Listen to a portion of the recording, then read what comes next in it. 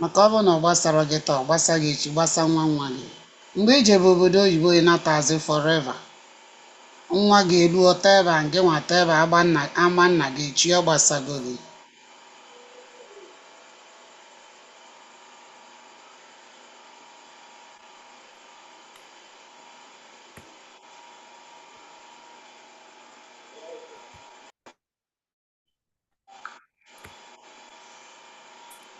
So what we're saying is that from here, Nigeria at 65.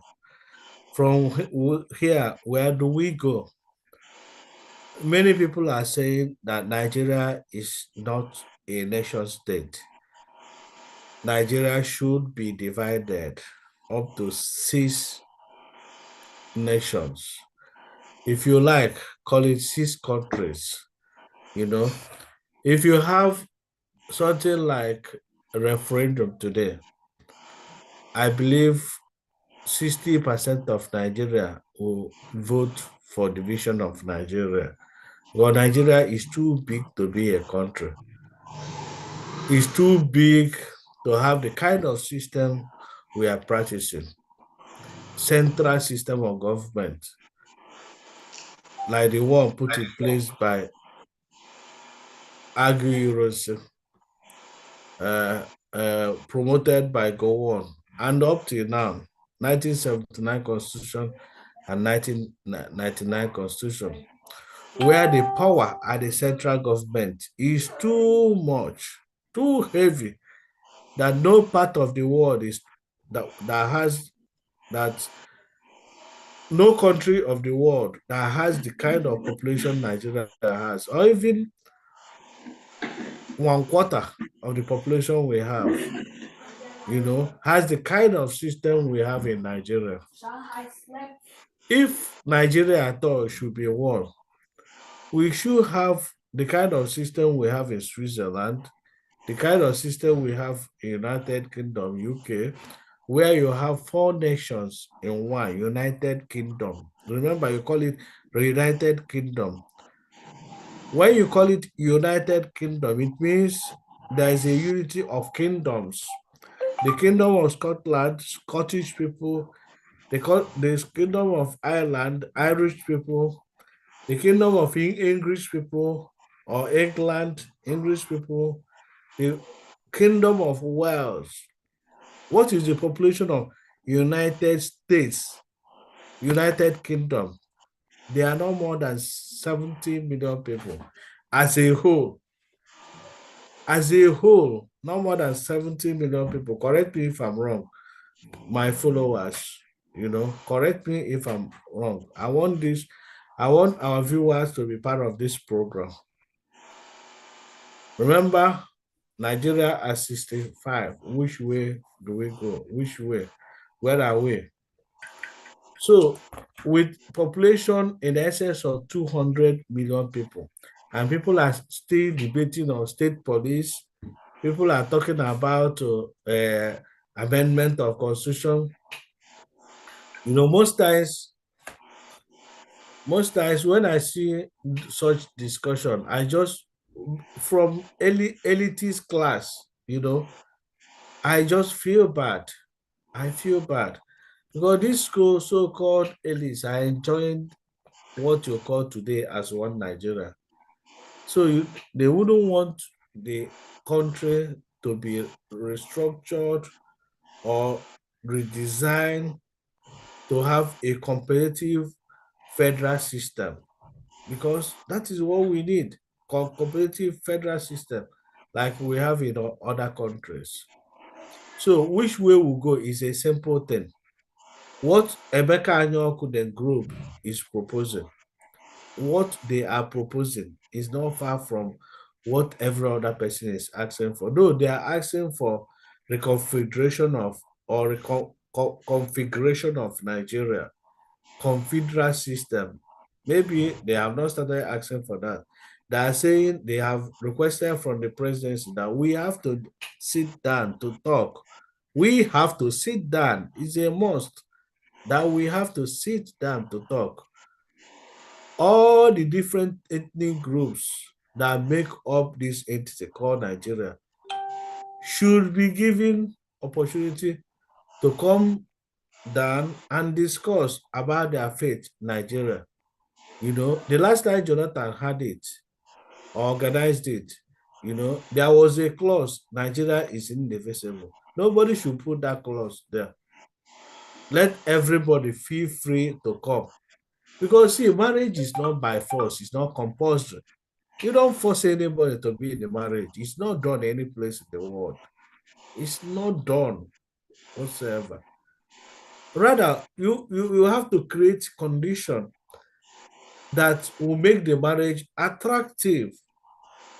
If you are beating your wife every day, you are slapping your wife every day, you know, you are not giving her the money, you are not taking care of the wife, you are not taking care of his personal needs.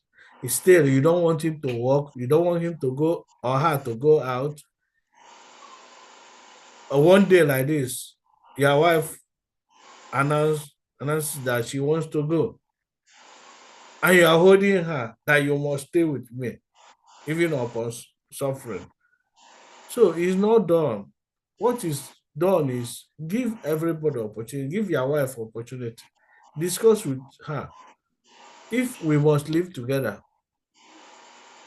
under what condition would this relationship exist or this unity, marriage unity exist? Without discussion, you cannot force it on her that she must continue suffering with you. That is the case with Nigeria. The elites in Nigeria are every day speaking grammar in national TV, in conferences. Of course, it's them that will rig election. They have truncated all the platforms that will empower the masses, 90% of Nigerians. They will have cornered the monetary system, the banking system to themselves alone. They have cornered power. They have cornered oil. They have cornered the mineral resources in Nigeria. Even the agriculture that will empower, that ought to empower the masses of Nigeria, is never designed to succeed. Because for you to be successful in anything you are doing, cheap funding must be guaranteed. Electricity must be guaranteed. So I want to lay this background as in which way we go to Nigeria, so that perhaps Nkiru might have, she might have her own perspective, her own angle to it. Because if we're in the national government, this is what we expected them to do.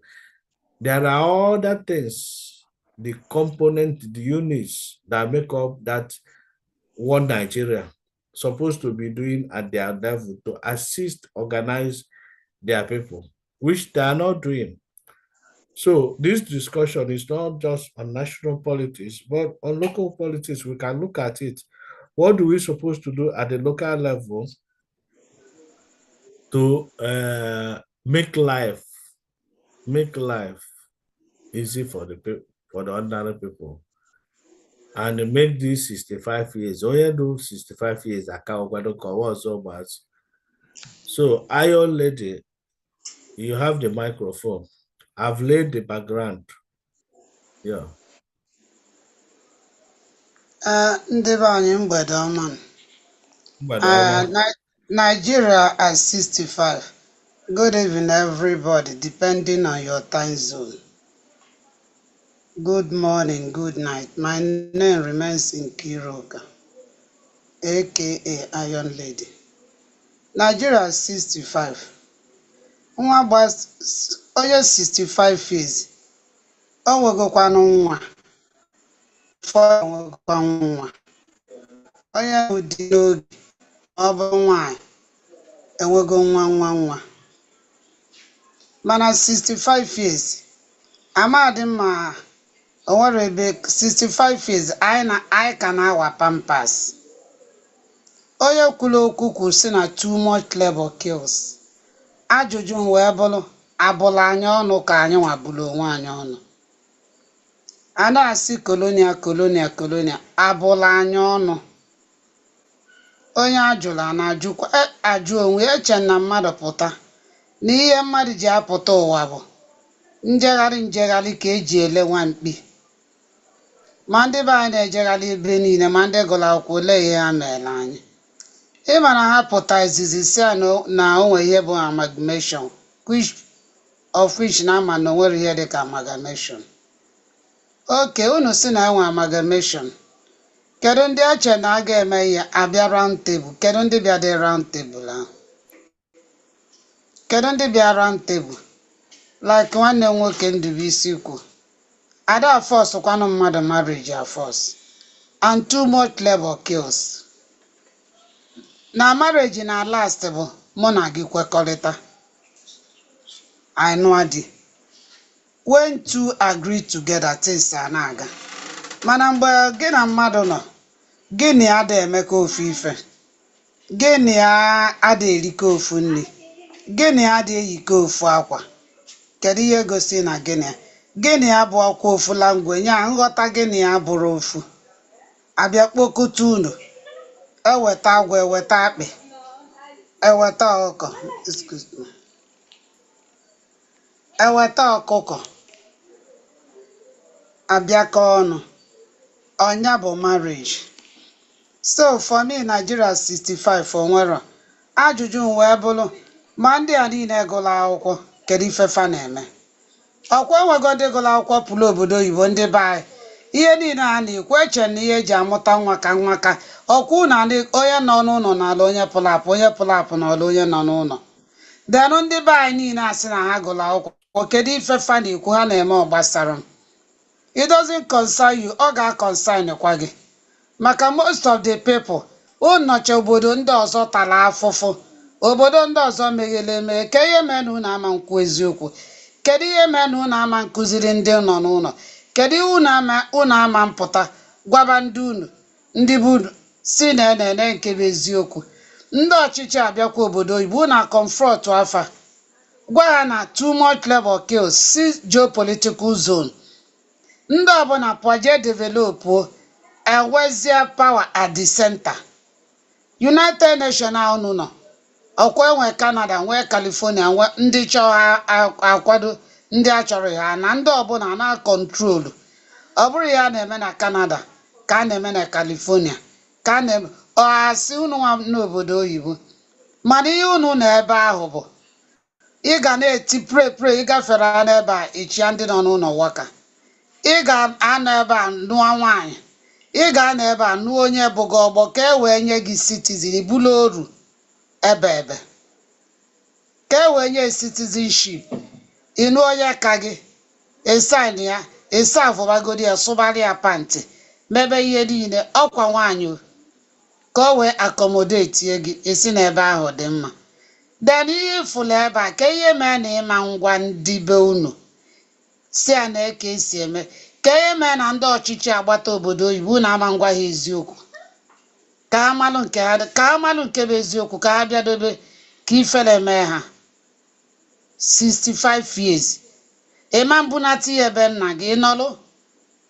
Ọtụtụ nwa ha maziri, ọtụtụ ụmụaka kịta owedị nke ma be nna ha enwụa, ebunata gị Naijiria. Ịma Naijiria bụ mọchụarị, Naijiria bụ simetrị. Ụfọdụ adị ebunata, ụfọdụ enye ha ebe a. Be nna ga ama, be nna ga edochie ịlụba okooko ụlọ lụcha, ọbụla ọchịcha na ngwele. Ịma mbunata development, ịma attract anything ka ọ nata be nna gị. Epụta iwe Naijiria mee Nigerian, ame Naijiria abụla anya ọnụ. Daalụnụ.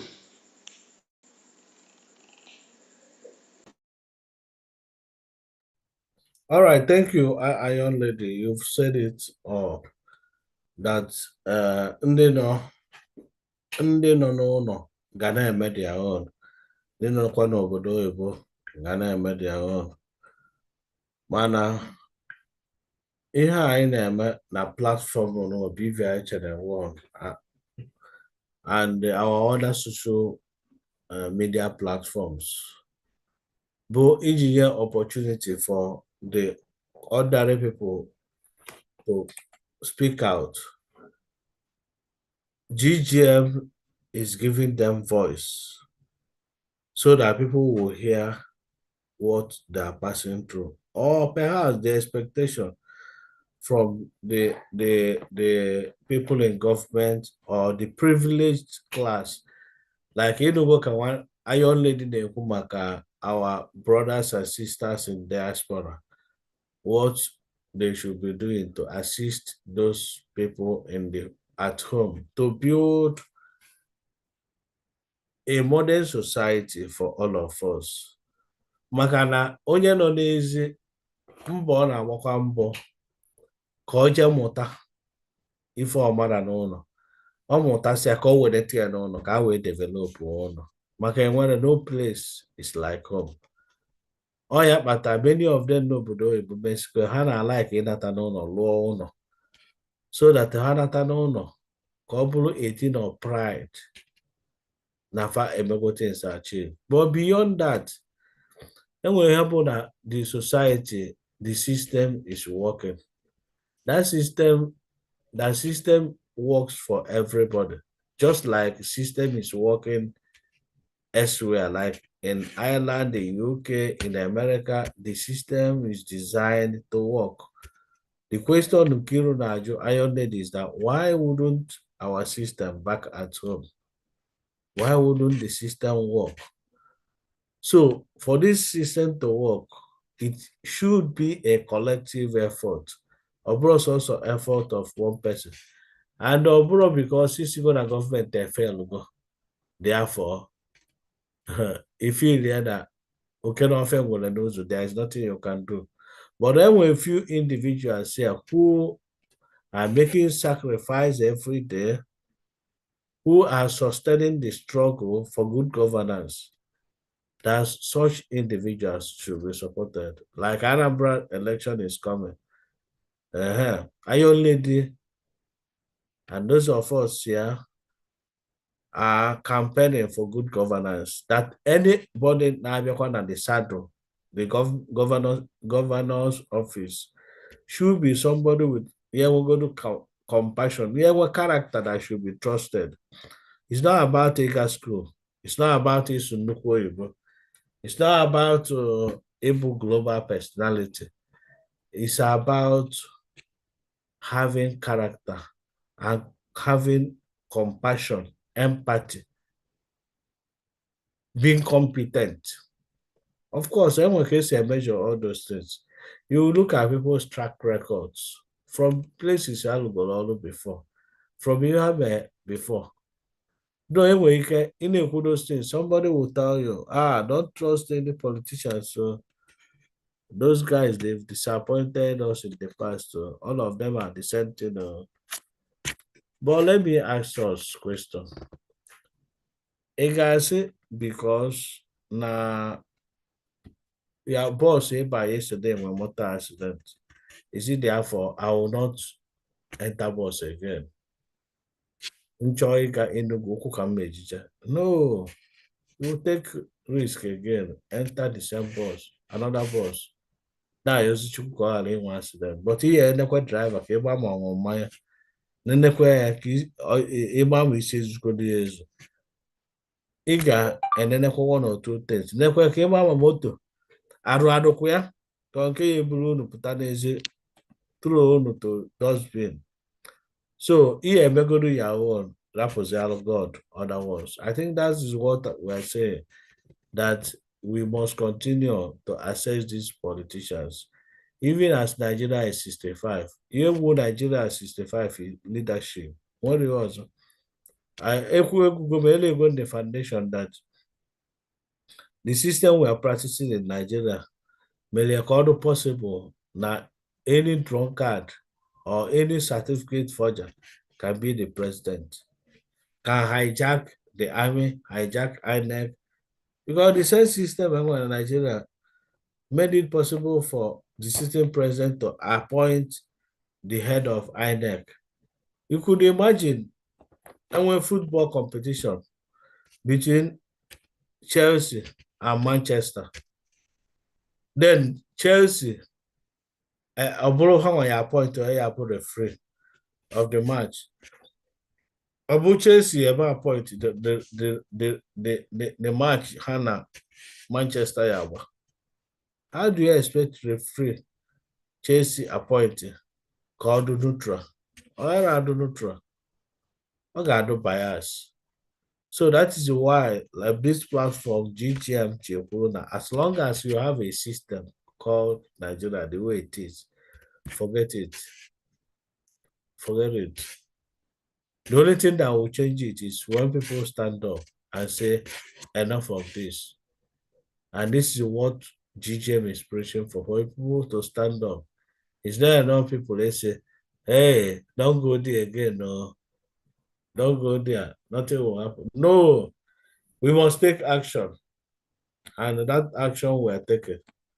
So Nigeria at 65 ka na-ebu igwe ka ọ ka na-egbu at 65 ọrụ nka o kwesịrị ịbụ nka na but ọ ka bụ nwa na-eji at 65 anyị nwere ọkụ.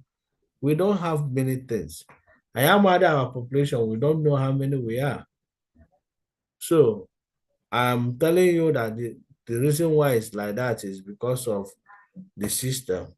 The system gave birth to leaders, fraudulent leaders, leaders who are not responsible to the masses, but to their paymasters. So I think I've summarized what I have to say. Kiru, your closing remarks so that we'll close.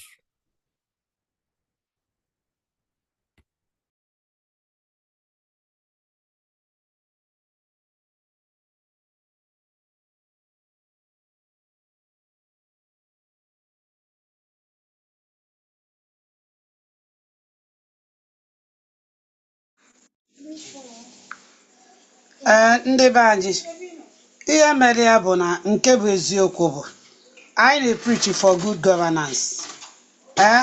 Mana Nigeria 65 onye ọbụla bịara ebe a si nụ ya kedu ihe mere na system anyị ada work. N'ebe ahụ unu mana mmiri na-agba steady. Ọ bụ na ana unu tax gọọmenti alụrụ ọrụ na-esopụta protest. Kwụsịrị ndị ọchịchị bịa ebe a.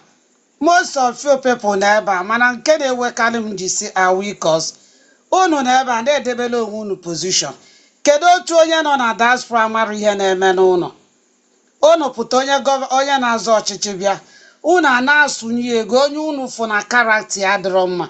O nwere onye ọchịchị ga na-akọ ụdị ọnụ a ma Soludo ha na-akọ na mgbago ebe ahụ unu nọ. The country ekwe ka ọchịa. Mana ọbịa unu ama mgbawa ọ ndị be anyị plan ewee nye ya award. Kedu mmadụ na-abụ kedu mmadụ one nọkọ ọnụ ewee nye ya award a? Ndị be anyị ebe a kwesịrị ike against. Ebe ahụ unu nọ owe onye egbu na country gboo na street. The president na-apụta kwuo okwu ozugbo flag agbadata etinye flag reduce to the center because of gịnị? Mwụfu ọbara. Na ndị Israel na-anụ ọgụ na-anụ maka ndị nke ha egbu wee jụ na agha ama nwe ceasefire until produce ndị nke ha kidnap. Mana ịbịa na Anambra ebe a egbuo n'ụtụtụ egbuo n'ehihie eweta ọkụ eti up NEPA. O gosiri ọ mmiri na-agba kedu ihe anyị nwe? Unu fụ a credible and visionary somebody unu ama support ya. Soludo bịa ebe a unu ada ajụ ya si a taxes niile a all this allocation na-agagharị ebe niile a na-ekwu na-agavara. Where is our money? Kedu ihe iji eme? Unu ama nkwu okwu. Okay, edebe unu ana support edebele unu position. Most of some of our people win ye unu abata unu chicha pịam unu anakwa maka unu ebiro n'ụlọ gbasara unu. Mana ọ gbasara unu ọ ga-agbasa unu ị ga-atọbe mmadụ ị na-anatabeghị ma nje anya na-abọlara ụla.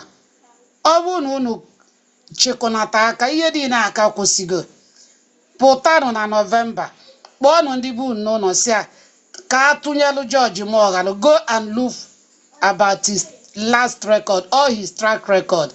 He performed very well. Running mate eje chekie mgbe ọ chịkọ ndị principal na Anambra State. Anambra State did very well. Ke ihe unu ya ejipụta kịta unu a na-ebe na ego unu a na-ebupụta ego unu bupute unu a na-ebupụta ego maka na ụfọdụ edebe ya na Switzerland debe na so many banks n'obodo oyibo ndị bụ unu a na-anwụ n'ụlọ unu echekwubeze ka onye ọbụla bụrụ onye yo I'm catering for my people at home. Well, you people, most of you people contributed a lot for not speaking out, for not saying the truth. This is the time. Onye ọbụla kunye November 8 agbụrụ ova ndị Anambra pụtanụ sọpọtụ a George Moghalu. N'ebe ni bụ onye chi ọ chetara emeghị impeach mana unu ga-anọ na-asọ na incumbent gọọmenti na ọ dị hard to throw him away from the seat. Eziokwu, who says so? A na-emezikwa impeach ọkwa onye chi achịta mmụọ chi onye achetara ndị be anyị kunye most of our people, some of our people n'obodo oyibo sokwa contribute ife a. Daalụ. Vote for George Moghalu. Vote for Ifeoma Okaro. November, gwaba ndị bụ unu don't receive bribe. Ihe a bụ ego unu. Don't receive bribe.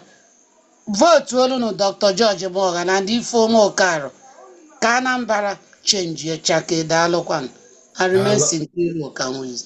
Iron Lady, daalụkwanụ.